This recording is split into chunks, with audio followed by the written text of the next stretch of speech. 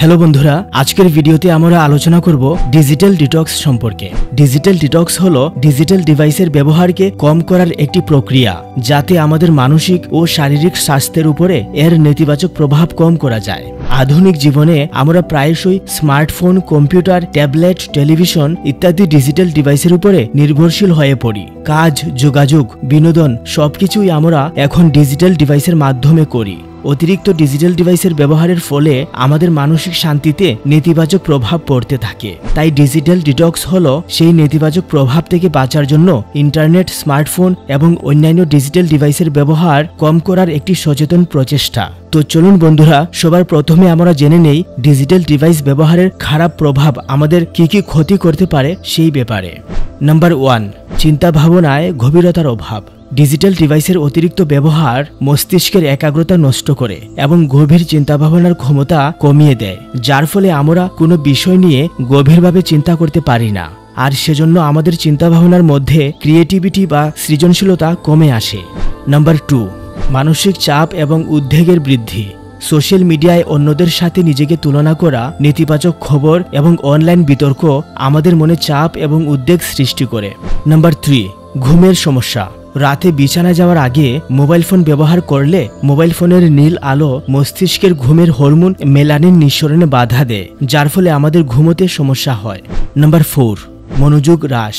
Digital ডিভাইসের মাধ্যমে আজকালকার নিউ ট্রেন্ডস, রিলস আর শর্ট ভিডিও দেখার অভ্যাস আমাদের মনোযোগের দৈর্ঘ্য কমিয়ে দেয় এবং কোনো বিষয়ে আমরা বেশিক্ষণ ধরে মনোযোগ দিতে পারি না, যার ফলে আমাদের একাগ্রতা কমে আসে। নাম্বার 5, সামাজিক বিচ্ছিন্নতা।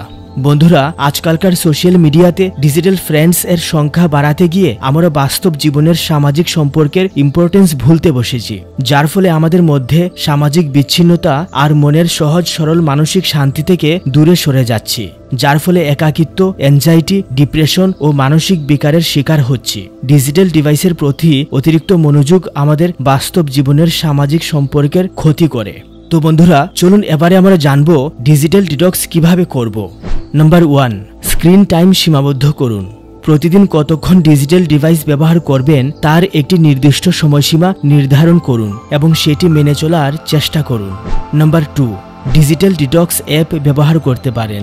অনেক ডিজিটাল ডিটক্স অ্যাপ রয়েছে যা আপনাকে আপনার স্ক্রিন টাইম ট্র্যাক করতে এবং সীমাবদ্ধ করতে সাহায্য করতে পারে। নাম্বার 3, ডিজিটাল মুক্ত সময় তৈরি করুন। দিনের কিছু সময় নির্ধারণ করুন যখন আপনি কোনো ডিজিটাল ডিভাইস ব্যবহার করবেন না, যেমন খাওয়ার সময়, পরিবারের সাথে সময় কাটানোর সময় বা ঘুমানোর আগে। নাম্বার 4, বিকল্প কার্যকলাপ খুঁজুন। প্রতিদিনের রুটিনে এমন কিছু কাজ যুক্ত করুন যা আপনাকে ডিজিটাল ডিভাইস থেকে দূরে সরে থাকতে উৎসুক করে, যেমন বই পড়া, গান শোনা, প্রকৃতিতে সময় কাটানো বা শারীরিক ব্যায়ামের মতো ডিজিটাল ডিভাইসের বাইরে আনন্দদায়ক কার্যকলাপ খুঁজুন। ডিজিটাল ডিটক্স আমাদের মানসিক শান্তি এবং সামগ্রিক সুস্থতার জন্য গুরুত্বপূর্ণ।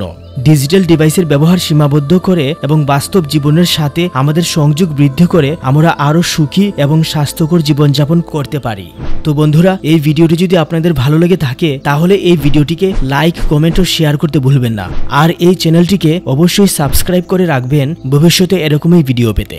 আমি সৌরভ খোলা আকাশের পক্ষ থেকে আপনাদের সবাইকে অনেক অনেক ধন্যবাদ জানাই।